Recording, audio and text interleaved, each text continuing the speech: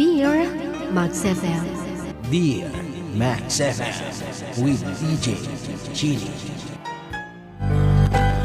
Hindi ako naniniwala na ang pagsiselos ay mula sa isang great love. Anong klaseng pagmamahal naman yun kung sinasaktan mo ang minamahal mo dahil sa pagsiselos mo? What kind of love is it that can hurt so much a loved one? Dear Max FM, itago niyo na lang ako sa pangalang Mikay. May asawa ko, pero ex-husband ko na. Naghiwalay kami nang dahil lang sa walang lugar na pagsiselos. Yung ex-husband ko kasi, seloso. Sobrang seloso. Lahat na lang ng bagay pinagseselosan niya.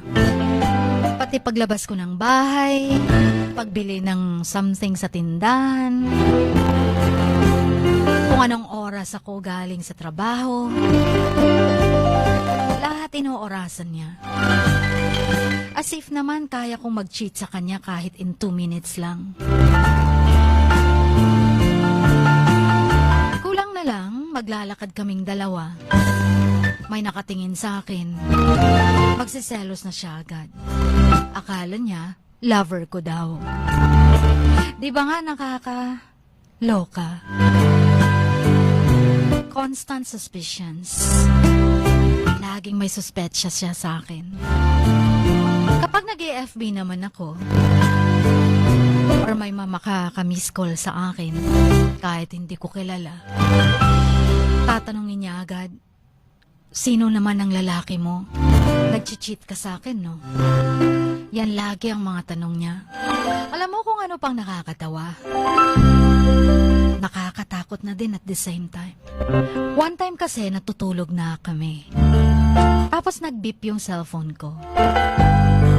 Parang notification lang. Pero that time, mahimbing na yung tulog ko. Narinig niya siguro yung beep na yon. Bigla na lang akong sinampal niya. Habang tulog ako.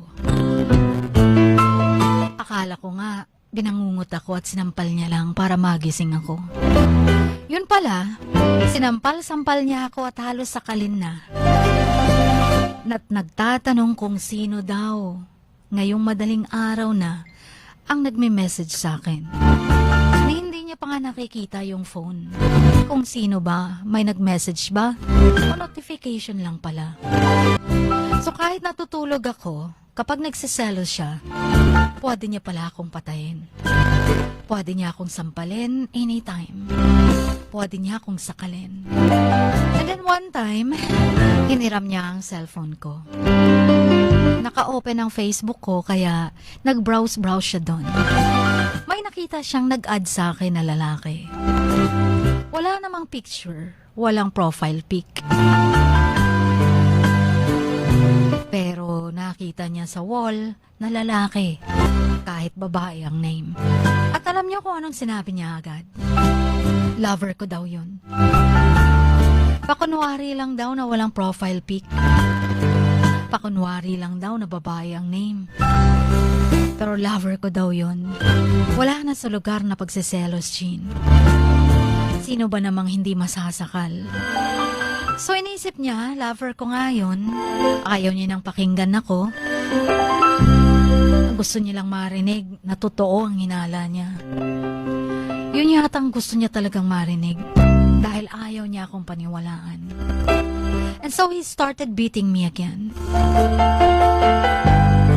Nung umpisa, slap lang sa mukha. Pero umabot na sa sakitan. May pasana yung braso ko, yung leeg ko sa pagsasakal niya.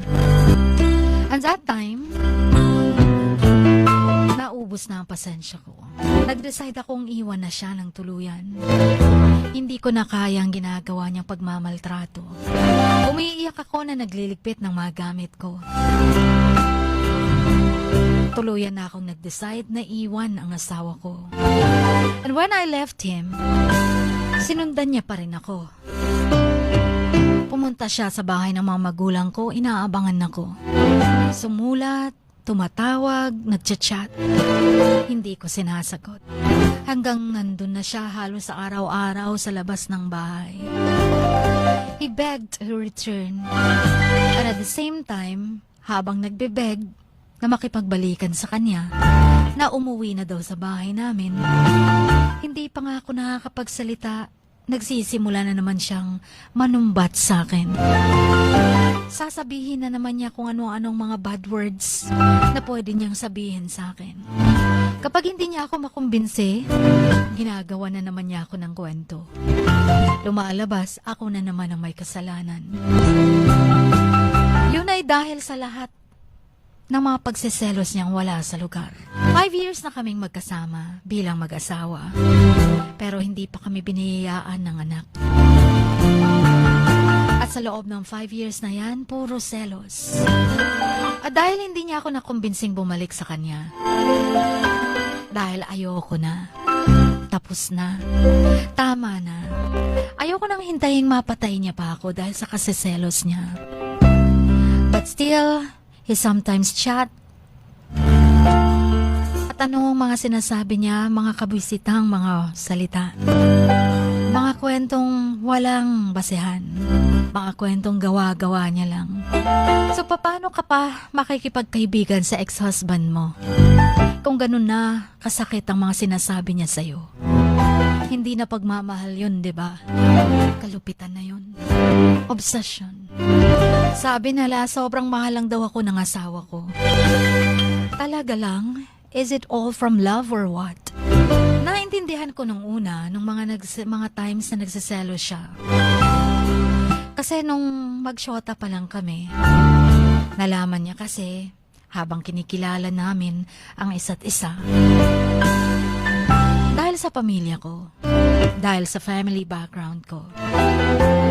Yung grandfather ko kasi, yung lolo ko, nag-cheat sa grandmother ko. Tapos yung tatay ko, na anak ng lola ko, na pinagtaksilan ng lolo ko. Pinagtaksilan din ang nanay ko. Ang kaisa-isahan kong kapatid, pinagtaksilan din ang kanyang asawa. Pinagpalit sa iba. Hindi ko naman masasabing genes yun, nasa genes ang pagsiselos o pagtataksil. Pero kasi ganun ang naging relasyon ng mga magulang ko, ng kuya ko, ng lolo at lola ko. Kaya siya paranoid. Iniisip niya na baka gawin ko din. Madami ng mga relasyong toxic. Marami ng mga karida, marami ng naghihiwalay. At itong mga betrayal na to, ang pagtataksil, mga selosan, it's driving me crazy. Ako naman, minsan ko na din pinagsuspeta or sinuspect ang husband ko na nagtataksil sa akin. Pero inisip ko na baka imagination ko lang, illusion ko lang. Kahit na nararamdaman ko na parang may iba siyang babae. O para bang dinadivert niya lang na kunyari ako ang nag-cheat sa kanya. At nagsiselo siya. Kasi baka naman gawain niya. After all, halos lahat naman, halos hindi mo na mapagkakatiwalaan. And I cannot forgive a betrayal. Kaya inalis ko sa isip ko. Ayokong lasunin ang utak ko na wala pang ebidensya. Pero ginagawa ng asawa ko sa akin. Yung pagsuspetsya ko sa husband ko, siya naman ang panay-suspetsya sa akin. Kung dati-dati, hindi lang masagot ng asawa ko ang cellphone niya. Nag-i-imagine na agad ako na baka may kasama siyang iba. Pero hindi pala maganda. Hanggang panay na kami away. Selos dito, selos doon.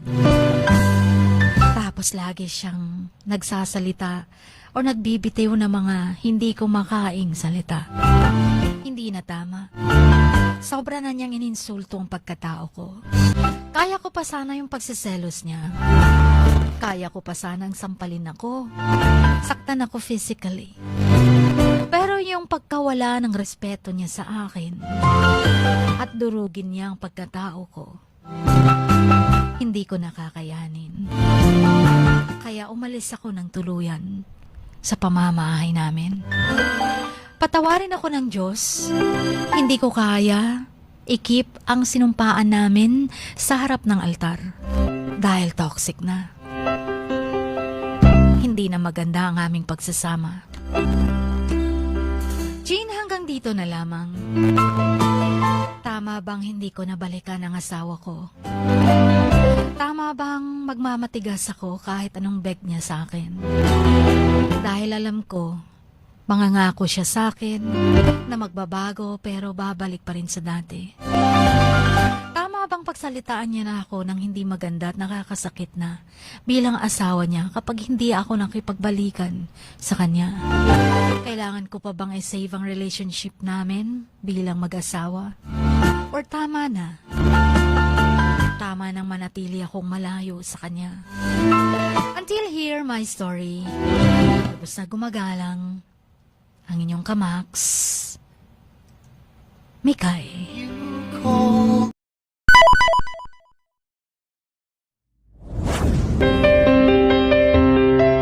Sing like no one is listening. Love like you've never been hurt. Dance like nobody is watching. And live like it is heaven on earth. Dear Max FM. Dear Max FM with DJ Chini. Samahan si DJ Chini tuwing 1:00 hanggang 3:00 ng hapon, Lunes hanggang Biyernes sa Dear Max FM. Dear Max FM with DJ Chini. Ipadala na ang sarili niyong kwento, matuto ng leksyon at gawin itong inspirasyon. Dear Max FM with DJ Chini.